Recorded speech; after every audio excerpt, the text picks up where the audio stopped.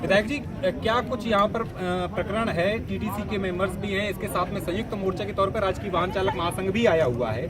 आज आप ईंट से ईंट बजाने की बात करें, क्या कुछ मामला? देखिए, बड़ी सीधी सी बात है कि कर्मचारी हमारे जो टीडीसी के लोग हैं, ये किसी खुशी में यहाँ नहीं आए, किसी राजनीति में यहाँ नहीं आए।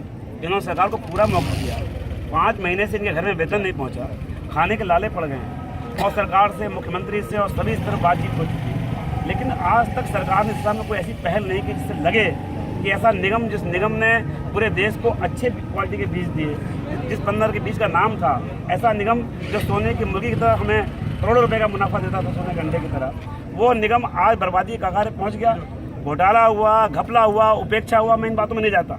ये सरकार की जिम्मेदारी है। घाटा हुआ वो भी सरकार की जिम्मेदारी है, घोटाला हुआ वो भी सरकार की जिम्मेदारी है। सरकार तय करे कि ये निगम बर्बाद क्यों हुआ, वो सेकेंडरी प्रश्न है। पहला प्रश्न ये है कि जिस किसान का गेहूं लौट कर जा रहा है उसे भुगतान क्यों नहीं दे रहे हो, और उससे बड़ा प्रश्न ये है कि जो कर्मचारी जिसने इस निगम को यहाँ तक पहुँचाया, इस ऊंचाई तक पहुँचाया, और उसके घर में अगर आज रोटी नहीं है, आप तनख्वाह नहीं दे पा रहे हो, सरकार क्या इंतजाम कर रही है? सरकार एक और पेयजल निगम को और अन्य संस्थाओं को अपनी ओर से अनुदान देकर खड़ा कर रही है, और दूसरी अगर टीडीसी लोन मांग रही है तो लोन तक देने को तैयार नहीं है। इसका मतलब साफ साफ है कि आप तराई बीज विकास निगम की उपेक्षा कर रहे हो, तराई की उपेक्षा कर रहे हो। यहाँ की चीनी मिलें बंद हो जाए, आपको कोई चिंता नहीं है। यहाँ किसानों की इतनी बड़ी संस्था टीडीसी बंद हो रही है, उसको आपको कोई चिंता नहीं है। तो मेरा रिक्वेस्ट है चैनल के माध्यम से माननीय मुख्यमंत्री से हाथ जोड़ करके कि कृपया या तो इस पर अनुदान दीजिए, इस टीडीसी को खड़ा कीजिए, और नहीं तो इसे बराए मेहरबानी इसे केंद्र को दे दीजिए। केंद्र सरकार से लेने को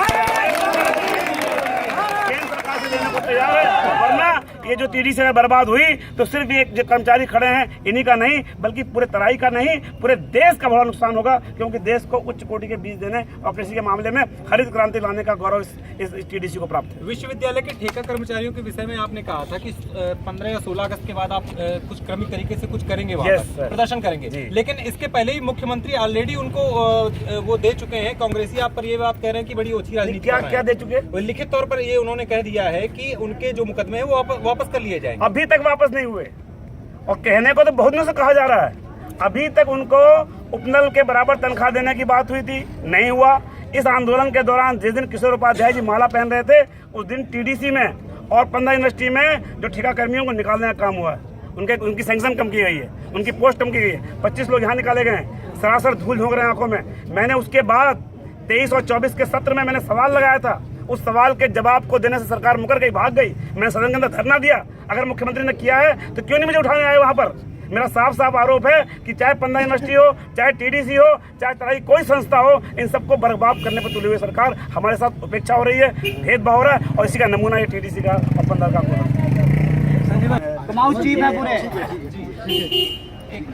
एक मिनट रोल करने के लिए फिर आपको